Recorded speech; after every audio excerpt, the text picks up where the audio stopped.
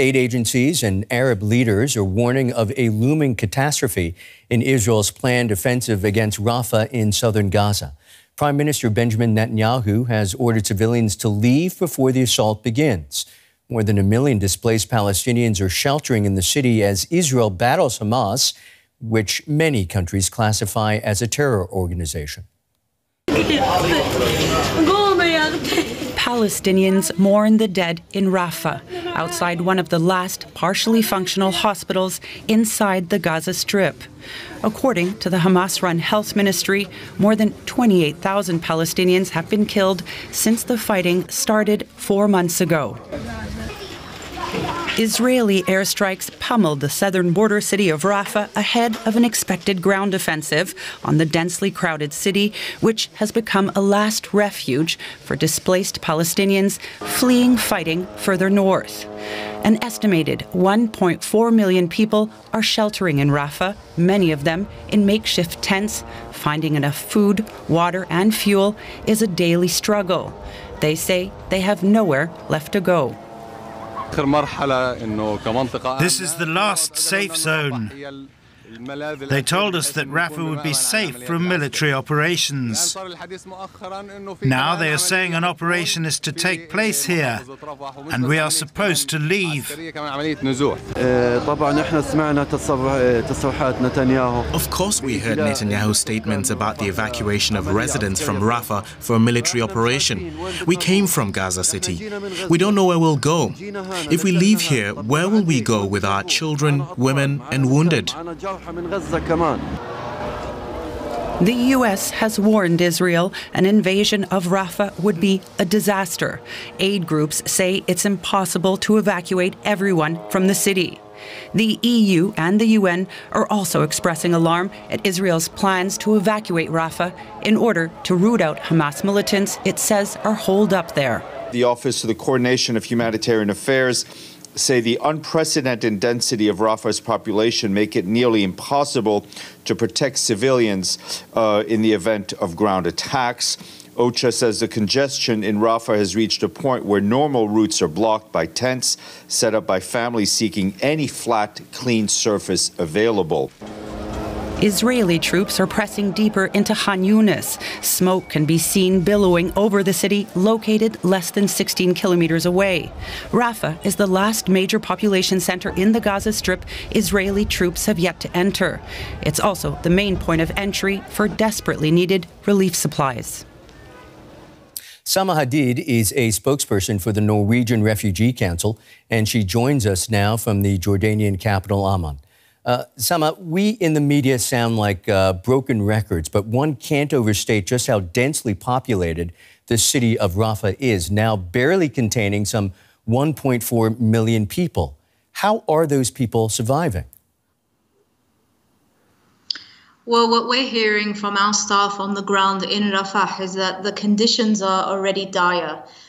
We're seeing widespread diseases, even starvation amongst the population. So any full-scale military operation from Israel would lead to catastrophic situations and really would lead to the collapse of the aid system, because a lot of the aid is being distributed from the area of Rafah, and we also have the Rafah crossing where aid is entering into Gaza. So it would be a catastrophic situation, and an expansion of hostilities could also turn Rafah into a zone of bloodshed and lead to more civilian deaths and casualties, and this must be prevented at all costs.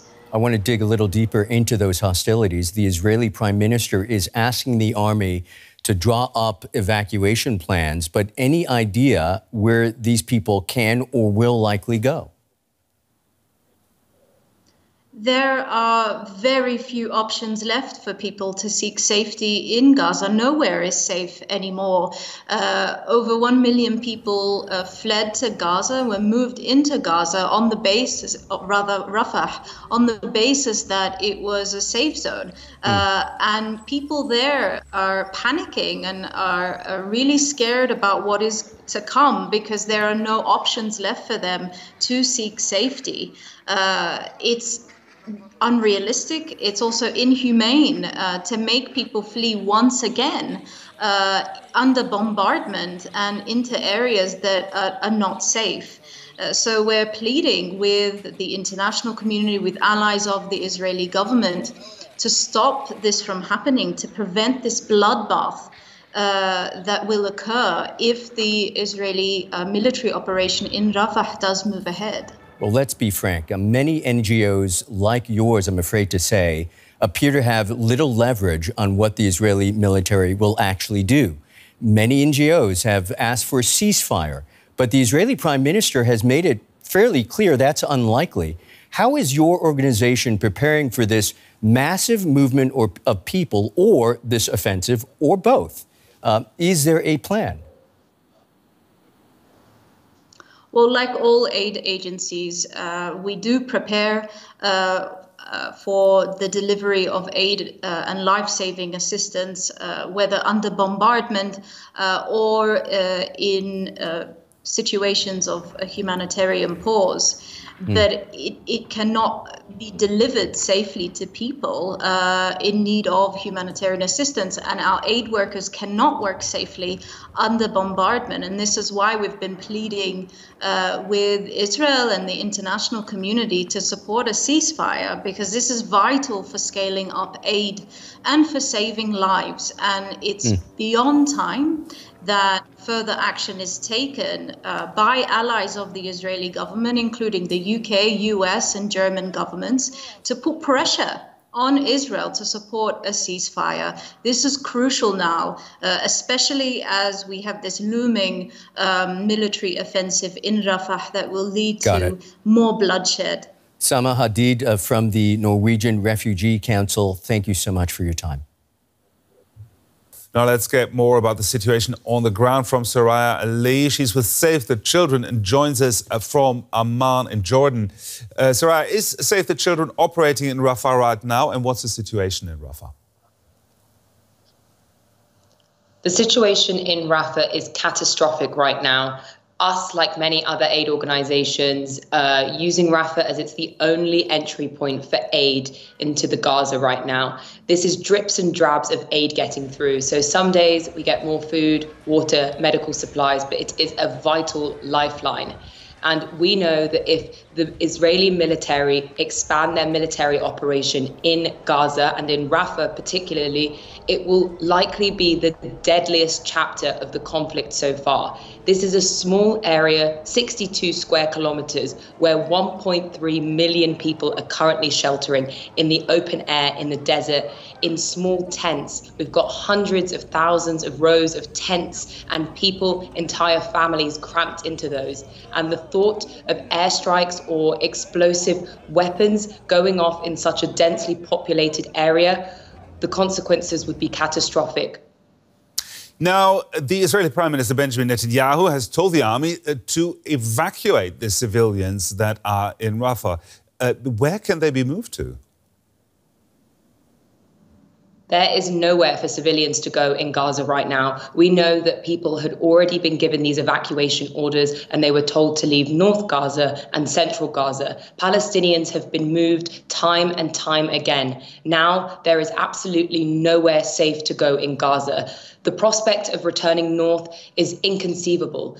Entire neighborhoods have been wiped out. There is rubble covering the floors, but also unexploded weapons and the remnants of war. This is a completely unsafe environment to expect families and children to return to. Are you in contact with the Israeli government with regard to getting more aid in? Our staff on the ground in continuous communications with all parties to try and ensure that as much aid gets through as possible. And these conversations are usually facilitated by the UN. But the reality is that all of our aid organizations are unable to sustainably provide humanitarian support because every day we're not seeing a consistent amount of enough aid getting through. Even before the recent escalations in violence, 80% of Gaza's population depended on international aid. And now we know that the need is so severe. The entire health system has been decimated.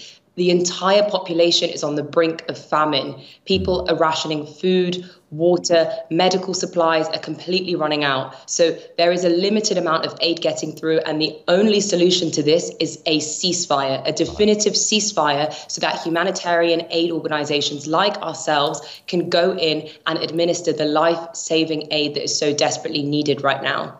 Soraya Ali there at Save the Children. Thank you very much.